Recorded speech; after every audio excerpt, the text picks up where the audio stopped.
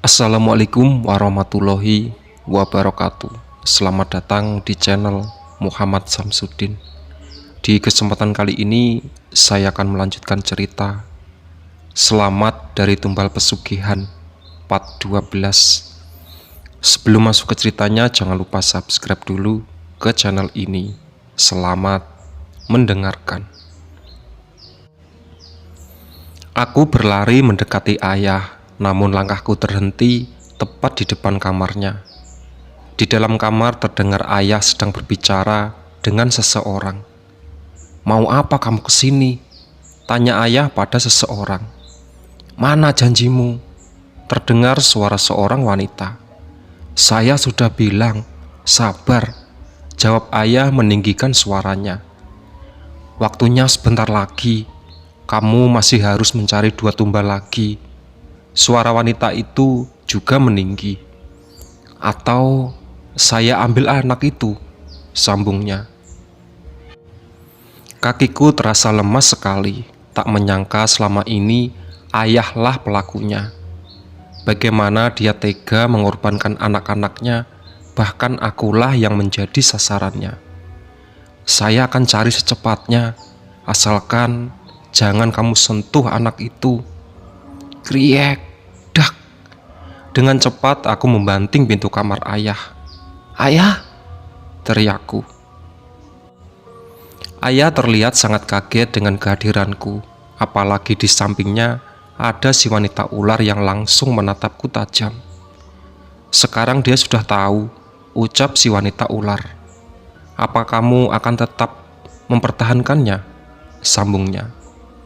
Air mataku menetes, menahan rasa marah yang kian membara di hati. Semua terasa seperti mimpi.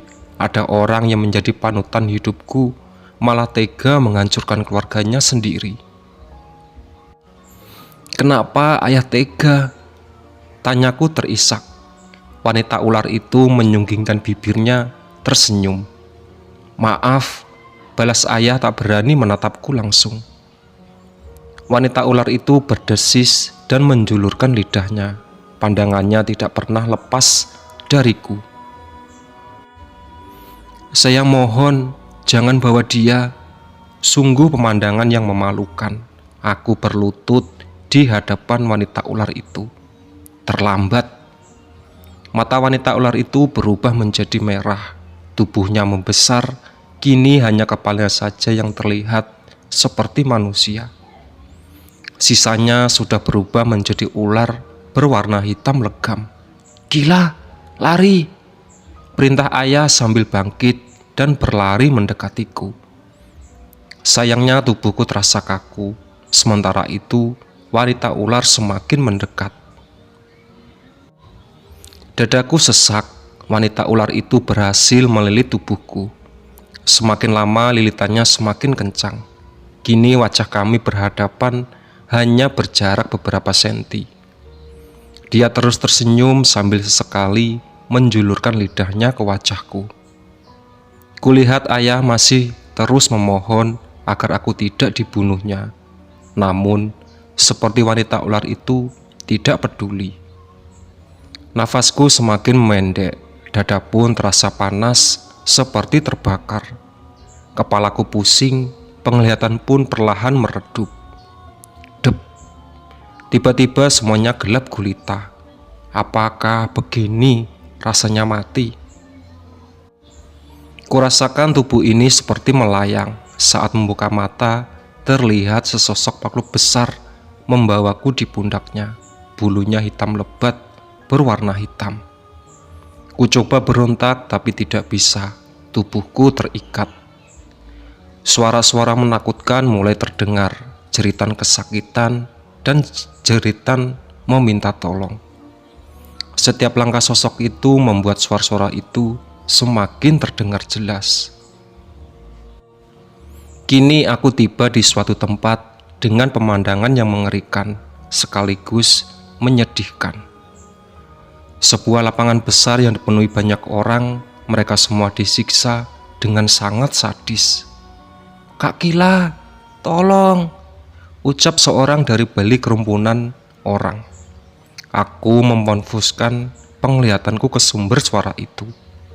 "Kak Kila!" teriaknya lagi. "Stephen!" sautku saat melihat dengan sedang berjalan di bara api. Dengan tangan terikat, tubuhnya kurus, penuh dengan luka. "Stephen!" Aku meronta-ronta berusaha melepaskan ikatan, namun tidak berhasil. "Kak Kila!" panggilnya, namun sosok menyeramkan itu telah membawaku dari jauh dari tempat Stephen berdiri. Hingga kami memasuki jalan setapak yang gelap menuju sebuah rumah. "Bawa dia masuk," ucap wanita ular itu yang sudah menungguku di depan rumah itu. Makhluk besar itu melepaskan ikatanku, memaksaku berjalan masuk ke dalam rumah. Kemudian aku dimasukkan ke sebuah ruangan yang sangat gelap. "Kenapa kamu ada di sini?" terdengar suara seorang wanita dalam kegelapan. "Kamu mengenalku?" tanyaku bingung sambil meraba-raba ruangan yang gelap itu. "Namaku Lastri," balasnya. "Lastri, bagaimana kamu bisa ada di sini? Bukannya kamu penunggu rumahmu?" Seharusnya begitu, tapi wanita ular itu merasa terancam dengan keberadaanku, hingga aku ditangkap dan dibawa sini, jelasnya. "Apa kamu tahu ini tempat apa?" "Tempat di mana wanita ular itu mengumpulkan para tumbal. Mereka akan dijadikan budak sekaligus makanan." "Berarti Stephen..." "Ya, selamanya dia akan jadikan budak. Jika sudah bosan, mungkin mereka akan memakannya." Hatiku hancur saat mengetahui hal ini. Adikku yang malang, dia masih disiksa, bahkan setelah meninggal dunia. "Lalu bagaimana dengan Kelvin?" tanyaku. "Sepertinya dia masih ada di sini." "Di mana?" "Aku ingin menemuinya dan memeluknya." "Aku tidak tahu, mungkin di salah satu ruangan di rumah ini." "Kelvin!" teriakku memanggil namanya. "Jangan bertindak bodoh. Jika genderuwo itu mendengar teriakanmu, maka kamu akan disiksanya." Aku terdiam. "Lalu bagaimana dengan Mbok Wati? Apakah dia ada di sini juga?" tanyaku. "Dia tidak ada di sini." "Di mana?" "Dia tidak menjadi tumbal seperti kedua adikmu," sambungnya. "Bagaimana bisa?" "Tidak penting membahas masalah itu. Lebih baik kamu segera pergi dari tempat ini." "Pergi?" tanyaku seraya berjalan mendekati sumber suaranya. "Apa kamu benar-benar tidak ingat dengan tempat ini?" Aku terdiam dan berpikir. Jalan yang gelap. Wanita ular menyambutku di depan rumah. Hutan belantara. Persis dengan mimpiku dulu. "Bukankah itu hanya mimpi?" tanyaku ragu. "Itu bukan mimpi. Dia sempat ingin membawamu, tapi gagal." Aku ingat ada suara seorang wanita yang menyelamatku. Itu aku. "Jadi suara itu suaramu?" Kini aku dapat sangat dekat dengannya, namun ruangannya yang gelap tanpa cahaya membuatku tak bisa mengetahui di mana dia berada. "Iya, kenapa kamu menolongku?" "Aku tidak menolongmu. Aku hanya benci dengan wanita ular itu. Dia sudah mengganggu tempat tinggalku." "Terima kasih. Kamu juga sudah menolongku malam itu. Malam di mana sosok yang menyerupai Mbok Wati berusaha masuk ke kamarku. Sebaiknya kamu segera pergi." "Bagaimana caranya? Kamu aja tidak bisa keluar dari sini." "Aku tidak bisa, tapi kamu bisa. Karena ini belum saatnya kamu mati," ucapnya. "Coba kamu ingat-ingat kemana harus pergi." "Jurang." "Ya, itu perbatasan antara alamku dan alamku. Sekarang kamu hanya perlu mencari jendela. Kuluruskan kedua tanganku ke depan, mulai meraba-raba area di sekitar sampai merasakan ada sebuah tembok yang begitu dingin. Kuraba setiap inci tembok itu hingga menemukan jendela kayu. Di sini, ujarku, buka jendela itu, lalu pergilah. Apa kamu tidak ikut? Sudah kubilang, tidak bisa. Kudorong jendela kayu itu kuat-kuat hingga akhirnya terbuka. Cahaya rembulan langsung menyinari tubuhku, membuat ruangan yang tadinya gelap menjadi agak terang. Pergi cepat, jika ingin selamat, tinggalkan rumah itu, pesannya. Sebelum melompat ke jendela, aku menoleh ke belakang. Di sana ada seorang wanita cantik, sudah berdiri dengan gaun putih panjang, rambutnya panjang, tergeres sampai lututnya. Lastri, panggilku. Ya, semoga kamu bisa segera keluar dari sini, ucap seraya melompat dari jendela dan berlari menuju barisan pepohonan. Aku terus berlari masuk ke dalam hutan, hingga tiba-tiba di sisi jurang. Tanpa ragu, aku melompat ke dalam jurang dan kurasakan hentakan yang sangat kuat di tubuhku. Kutarik nafas panjang, ternyata aku masih hidup, lalu membuka mata perlahan. Kurasakan hentakan yang sangat kuat di tubuhku. Kutarik nafas panjang, ternyata aku masih hidup, lalu membuka mata perlahan. Gila sayang, ucap ayah yang sudah di hadapanku. Melihat wajahnya membuat amarahku kembali meningkat. Gara-gara dia, Stephen, Kelvin, dan Mbak Wati meninggal dunia. Dia pula yang menyebabkan Bunda tidak sadarkan diri. Gila, tangannya berusaha menggapai rambutku, tapi ku tepis. Tak sudi rasanya disentuh oleh seorang pembunuh. Ayah jahat, hardiku sambil mendorong tubuhnya dari tempat tidur. Maafkan ayah sayang. Sayang, ayah nggak pantas bilang sayang sama Gila. Tega-teganya ayah membunuh Kelvin dan Stephen. Itu darah daging ayah sendiri. Ayah terpaksa, balasnya tertunduk. Waktu itu nggak ada jalan lain. Kalau bisnis ayah semuanya pergi menghindar, tidak ada yang mau membantu. Pihak bank terus mendesak agar pinjaman segera dilunasi atau rumah akan disita. Ayah nggak bisa ngebiarin itu Gela. Jadi menurut saran seorang untuk mencoba pesugihan, sambungnya. Dan ayah malah mengikuti sarannya. Maaf, semua demi kalian juga. Ayah tidak mau hidupmu dan kedua adikmu sengsara. Iya, sekarang hidup Kelvin dan Stephen gak akan sengsara karena mereka sudah meninggal. Lalu tinggal menunggu giliran Kayla. Apa yang ada di pikiran ayah sampai tega berbuat sekejam itu? Seharusnya Stephen dan Kelvin gak jadi korban. Gara-gara Mbok Wati, semuanya jadi berantakan.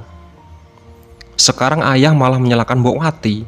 Dia jauh lebih baik daripada ayah. Dukun itu bilang hanya membutuhkan satu tumbal untuk memulai perjanjian, dan itu harus salah satu anggota keluarga, jelasnya. Jadi awalnya ayah hanya akan menumbalkan Bunda. Dasar jahat.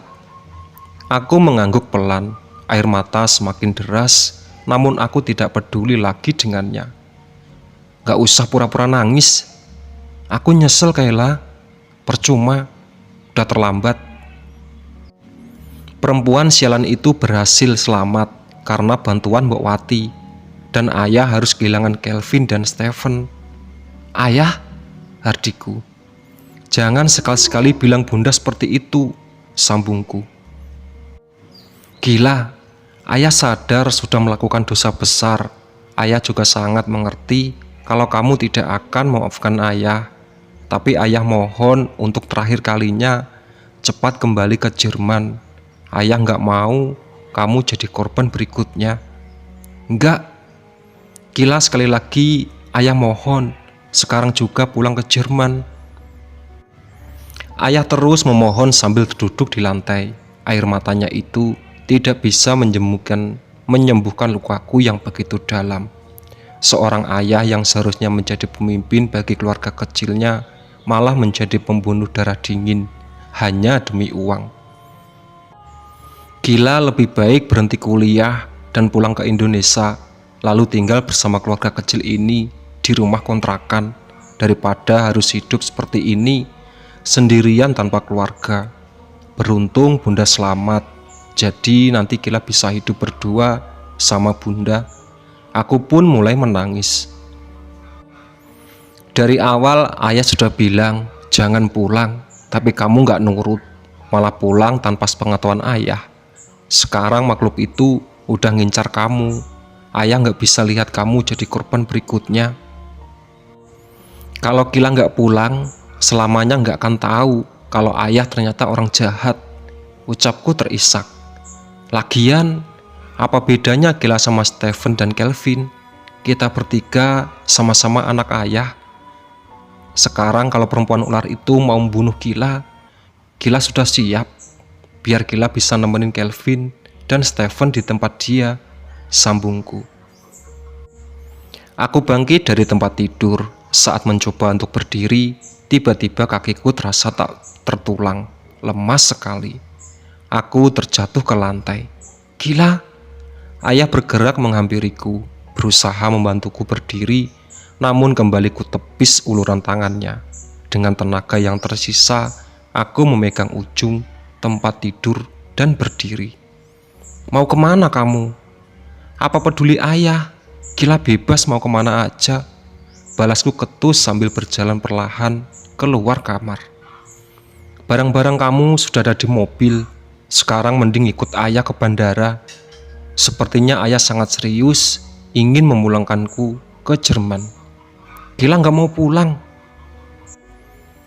Maaf sayang, kali ini ayah memaksa. Ayah menarik lenganku, kemudian mengangkat tubuhku. Aku tidak bisa melawan, tubuh ini sudah benar-benar lemah. Duk, duk. Terdengar suara benda jatuh yang cukup keras saat ayah membawaku melewati ruang tengah. Arah suara itu masih sama dari arah kamar Stephen dan Kelvin. Kulihat ayah menengok sebentar ke sana, kemudian mempercepat langkahnya menuju mobil. Aku didudukan di bangku tengah bersama satu koper dan tas ransel milikku. Dengan buru-buru, ayah menyalakan mobil dan pergi meninggalkan rumah. Di tengah perjalanan, ayah sempat berhenti sebentar di sebuah supermarket. Dia keluar mobil lalu masuk ke supermarket itu. Sementara aku tidak diperbolehkan keluar dari mobil. Saat sedang menunggu ayah kembali, aku terus memikirkan sesuatu. Apakah ayah akan melepaskan Bunda saat dia sadar nanti? Jika tidak, kemungkinan besar Bunda sedang dalam bahaya. Tiba-tiba terlintas sebuah ide untuk mengelabuhinya. Beberapa menit kemudian, ayah kembali. Dia membawaku satu bungkus roti sobek dan 2 kotak susu kemasan. Kamu sarapan dulu, takutnya nanti sakit. Ayah menyerahkan roti sobek dan susu kemasan itu.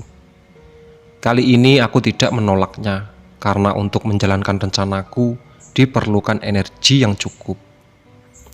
Mobil pun kembali melaju meninggalkan supermarket. Kini ayah langsung mengarahkanku ke bandara. Tak ada sedikit pun kata terucap dari bibirku. Sorot matanya hanya berfokus pada jalan raya. Mending sekarang kita balik ke rumah, ucapku. Ada apa? Tanya ayah sedikit melirik padaku. Passwordnya ada di laci nakas. Ada di dalam ransel. Kamu cek aja. Kubuka listriting tas untuk mengecek keberadaan paspor. Ternyata benar, ada di dalamnya. Mobil terus melaju sepanjang perjalanan. Kami hanya diam saja. Butuh waktu 40 menit sampai akhirnya kami tiba di bandara. Ayah menurunkanku lebih dulu. Sementara itu, dia mencari tempat parkir yang jaraknya agak jauh. Kesempatan ini untuk menjalankan rencanaku. Aku langsung menaiki taksi, tujuannya adalah rumah sakit, tempat Bunda dirawat. Tak lupa menonaktifkan ponsel agar ayah tidak bisa menghubungiku. Di dalam taksi, aku teringat dengan ucapan Bunda saat terakhir kami berbicara. Bunda sempat bilang pelakunya sangat dia kenal. Apa mungkin Bunda sudah tahu kalau itu adalah ayah? Sekitar 1 jam aku pun sampai di rumah sakit. Bergegas aku berjalan menuju kamar Bunda. Beberapa orang sempat memandang heran dengan barang bawaanku. "Gila ada di sini?" tanya Bunda saat aku masuk ke dalam kamarnya. Aku terkejut sekaligus bahagia melihatnya, spontan menghampiri dan memeluknya. "Bunda," ucapku menahan tangis. "Ada apa sayang?" "Ayah."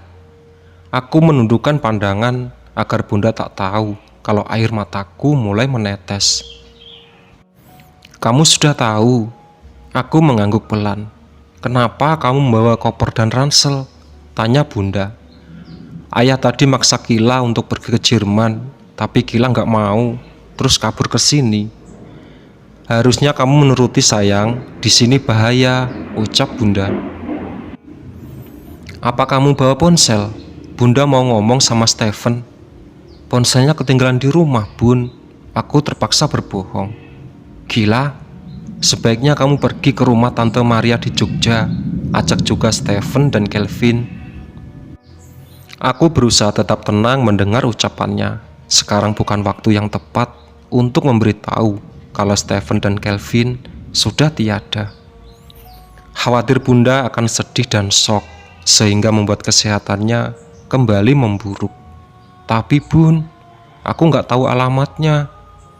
Bunda memintaku untuk menulis alamat lengkapnya di secarik kertas beserta petunjuk jalannya. "Di sana kalian akan lebih aman dari kejaran wanita ular itu. Bahkan Bunda pun sudah mengenal si wanita ular." "Terus Bunda gimana?" tanyaku.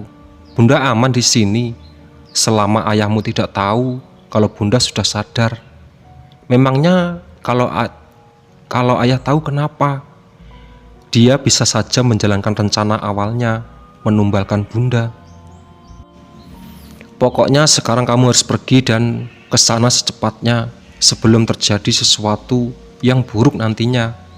"Tapi Kila mau nemani Bunda di sini sebelum benar-benar pulang ke Jerman." "Bunda nggak apa-apa sayang, yang terpenting kalian bertiga tetap sehat dan aman. Nanti jika kondisi sudah memungkinkan, Bunda akan muncul ke sana.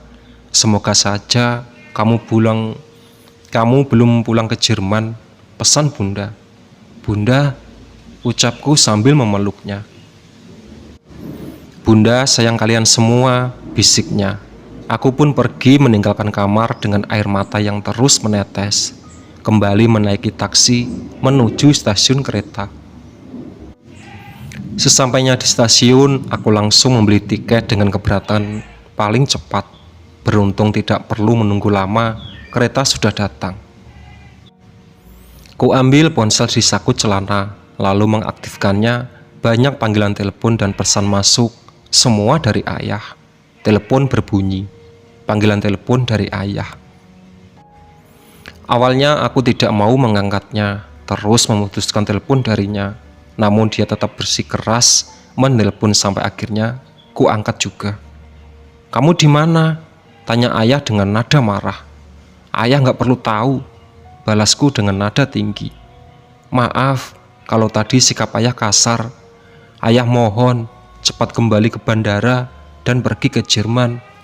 Nada suaranya berubah menjadi memelas. "Udah Kila bilang nggak mau. Anggap saja ini permintaan terakhir ayah." "Ayah nggak usah nelpon Kila lagi." Ku tutup telepon, lalu kembali menonaktifkan ponselnya. Kereta pun mulai berangkat menuju Jogja. Itulah sahabat cerita dari Selamat dari Tumbal Pesugihan. Ditunggu part selanjutnya. Semoga kisah ini bisa kita ambil hikmah dan bisa kita ambil pelajaran di dalamnya. Mohon maaf apabila ada salah-salah kata. Wassalamualaikum warahmatullahi wabarakatuh.